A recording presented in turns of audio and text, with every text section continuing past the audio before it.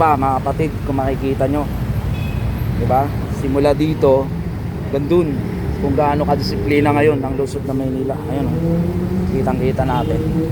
Dati kasi puro ano yan eh, sapit-sapit. Ngayon, as per observation mga kababayan, ay eto na yung nakikita natin. Uy, DPWH, shout out. Shout out taga DPWH. Okay, so yan po muna dito para sa ating ginagawang vlog kay kakalsadaan. Tayo naman ay pupunta ng BRRMO. Wait lang. Ito papasukin natin mga kababayan. So may palengke. Tingnan natin yung mga obstruction dito.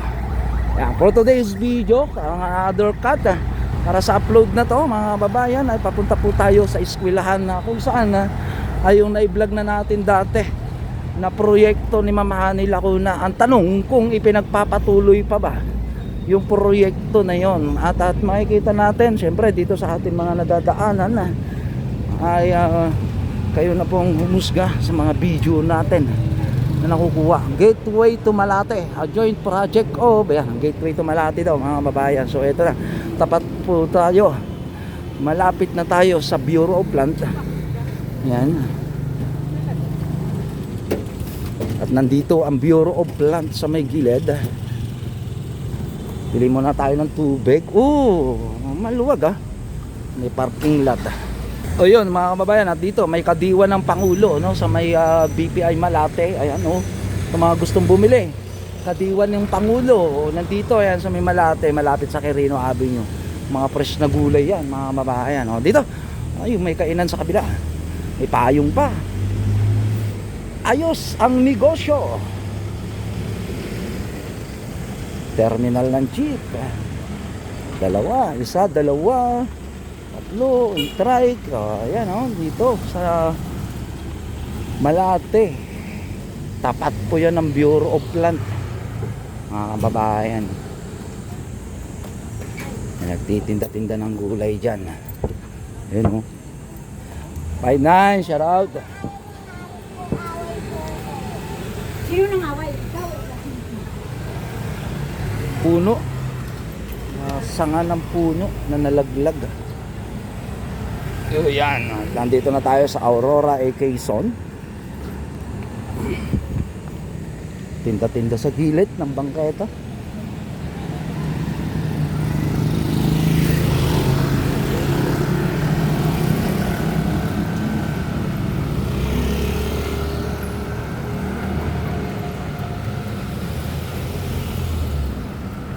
Ang tanong kung ginagawa pa ba yung eskwela na sinasabi natin. Karugtong ng Aurora, Quezon. Nandito yung pinapagawa ni Mayor Hani dati. Kumpol ng basura. Ginagawa nilang tapunan sa gilid. Yan so tuloy-tuloy. Ayos, tuloy-tuloy. Yan ang good. Malaki na. Malaki na no?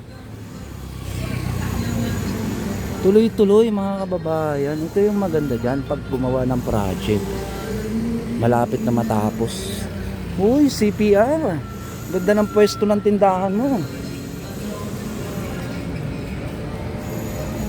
Kung binabaybay natin ito mga kababayan, may mga nakaabang ng basura at wala pa. Ito, basura kaya ito? Ang panghiya. May pusa pa.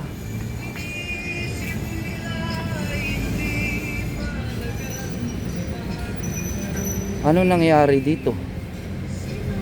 Sa likod ng Aurora, Quezon, sa may Malate, tabi ng Pure Gold, San Andres.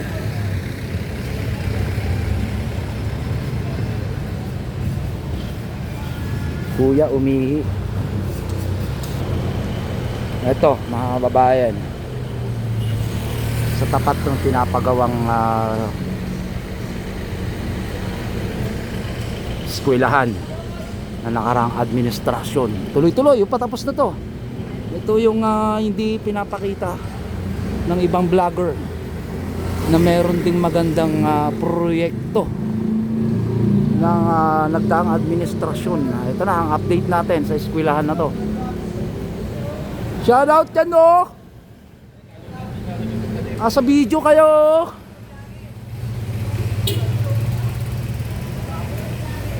Ganda, ang ganda, no?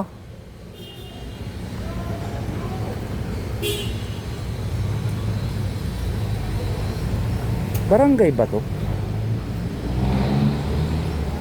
Sa bangketa to, mga kababayan. Shoutout dyan, shoutout. Basura ni Pure Gold. Grabe, oh. Huli ang katotohanan, no? Basura ni Pure Gold, ang dami. Malapit na, no? Lapit na matapos.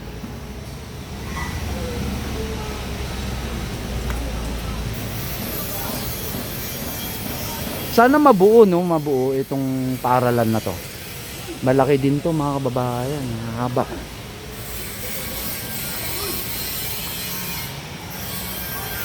Kaway. Ayun, kumaway yung construction worker. Oh. Nasa taas eh. Ingat kayo dyan, ingat. Oo, nasa KTV Pilipinas ka.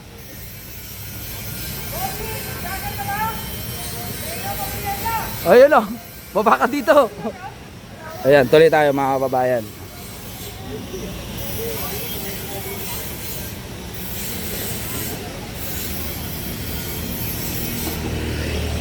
Mahaba pala talaga hanggang kabila. Ayun, hanggang dun, mga kababayan ko. Kitang kita. Malapit na matapos. Malapit nang matapos ang school na yan. Ang ganda niyan, mga kababayan. Yung harangan lang tayo ng puno-puno. Madaming clearing dito.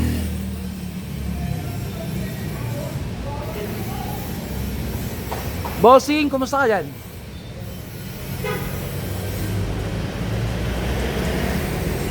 Ayos.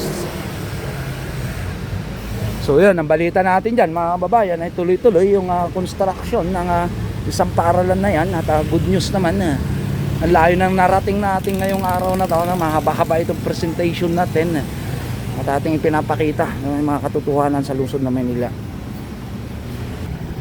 Okay, tuloy tayo dito, mga kabayan. Manila Bay Mansion. Andito na tayo sa Ermita, Manila. Diba? Sabi ko nga sa inyo, mga kababayan ko, dito sa ating ginagawa, documentation po ito. Kung anong makita nyo sa ating video, kayo na po yung humusga. Lalong lalo na yung mga obstruction dito sa ating kalungsuran. Diba?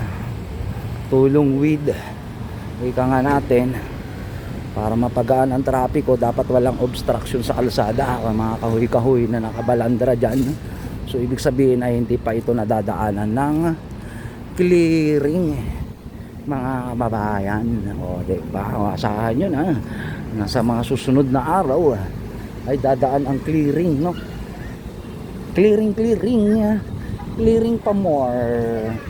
Okay, so Orosa naman, Orosa tayo dadaan. Shoutout sa mga kabarangay natin dito sa Orosa, no? 59, shoutout. Vlogger ako. Yorme. Obstruction, yan. O bangketa, paano ako tutuloy? Diba? Paano tayo tutuloy sa bangketa na to? O, puno na. O, anong barangay ito? Paano tayo tutuloy dyan ngayon, mga kababayan ko? Bangketa po yan. Sa Orosa. One side parking. O, okay naman, one side parking. Kaso yung halaman. Diba? Yung halaman ang hindi ano dyan. May one side parking naman pala. Yan.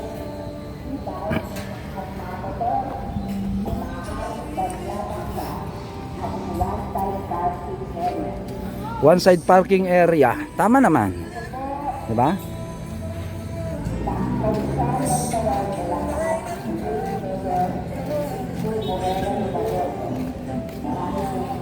Ito, barangay hall ba to? Okay, so tuloy tayo mga kababayan. May one side parking dito sa area na to, nakita natin tong kanina. Ang tanong lang natin yung nasa bangketa. Kasi hindi na natin madaanan yung bangketa. Ayan mga kababayan. Yan, mag-abiso tayo dito sa barangay hall. Barangay hall mga kababayan ko ng 702 Zone 77 kay Chairman Don D. Beringoy. Yan, shout out, good morning. Sige. Extension ng ano namin yan, ng barangay hall namin yan. Apo. If ever na may mga meetings, saka ano, dyan namin ginagather. Pero yan, paggawa ng barangay mismo yan. Apo. Pero lahat yan sila, lahat ng mga nasa gather na yan, ang sabi ko nga sa kanila, ang pinapautos ni Yorme, yung road clearing. Kaya ito, Apo. kung mapapansin ninyo, hindi ako nagpaparking sa kabilang side. May one side parking kami. Nakita ko nga po doon, check doon Oo, sa yung kabilaan yan. Usually mo yung one side parking na yan, sinasabi ko nga sa kanila, para pumanatag ang kalooban nila, matulog kayo, para natin yung sa maayos. Oo, para hindi kunin. Para hindi kunin. Ngayon yung mga nandiyan dyan, patuloy nyo namin inabisuhan. Ayun nga, may mga matitigas ang ulo, bahala po sila. Pero regarding dyan, sinabi ko nga sa kanila, pagdating ng DPS, si DPS po kasi sinasabi ko sa kanila, bangketa. Kaya si bangketa, pag once na nag-operate sila, ipapaliwanag din sa kanila ni DPS kung hanggang saan yung dapat nilang particular na lugar na lalagyan. Apa. Basta ang importante, may daanan ng tao. Yun. Usually, pinagawa ko yan kasi gawa ng sira yung ano niyan, yung hydrant niyan. Tinakpan ko na kaysa tambakan. So Apo. pinagtatambakan ng basura before. Tinatambakan. Ngayon, Oo. kita nyo po, maano na siya. Oo. May ano na mga gamit na pang meetingan. Oo. Kasi Che, ang question, sa part na doon sa may PNB, open yung bangketa doon. Opo. Pagdating mo dito sa kahoy, may mga halaman na Halaman. hindi ka na makakadiretso. Pero yung one side parking nyo, okay naman siya dito, 'di ba? Sa baba ng bangketa. Ang tanong lang kasi diyan, yung bangketa talagang close na siya. Opo, kasi talaga, sinabi ko naman sa kanila, daanan ng tao yan. Kaya nito, minsan may klase yung mga bata, pag may mga bisita yung teacher, dito namin yun ang ginagawa. Ayun, maganda pala yung purpose. Tapos ito, bodega po ng barangay na. Ay, doon sa mga Gaya gamit nyo ng Opo, mga gamit po. pang Christmas. Pero yung ayun mga na nga ganun. po ang ano nito, sinabi ko nga po sa kanila. Oo. Pagdating ng DPS, kasi tinatanong nila, Chairman, pwede ba to? Pwede ba? Sabi ko, lahat yan obstruction. Opo. Sabi nila, halaman daw baka pwedeng ano. Sabi ko, antayin natin si DPS. Ngayon, kung halimbawang decision ng DPS is talagang tatanggalin natin. Wala tayong Opo, magagawa. So yun, Chairman Dondi, mga kababayan, ng 702 ng Zone 77, District 5. Orosa po, actually, Yorme. Shout out po, ano. At wish namin, Yorme, yung mga salasalabat na wire, kagaya ng ginawa mo sa Binundo.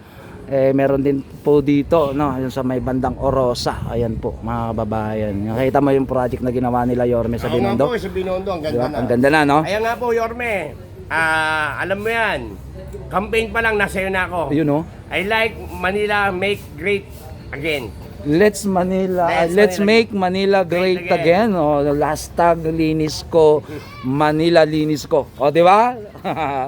Ayan, so mga kababayan, sabi nga natin, purpose is ayun, ipakita natin yung katotohanan sa ating vlog para kung may problema man, magtulungan po tayo para maging malinis muli ang Maynila dahil ang aim ni Yorme ay linisin ang Maynila para sa'yo o kaya sabihin na natin na hindi sa'yo, Che, para sa mga apo mo na lang walang araw, di ba? Yun naman po yung one side parking.